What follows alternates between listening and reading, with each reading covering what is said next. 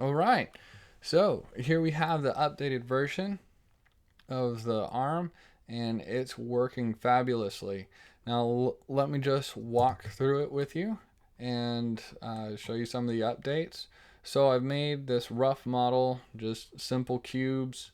It's not to scale, but it is accurate as far as the exact type of movements that the final robot will have to make, such as the roll here, how the camera is attached to the end effector, and so a couple of updates to how it was previously rigged.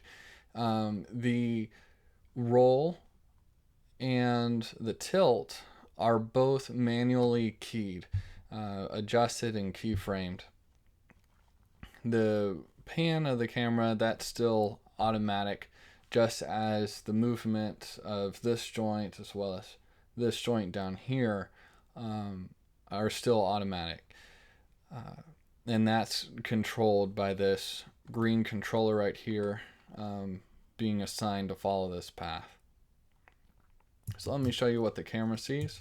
So we start here on the left of the product, go above, and then finish out on the right.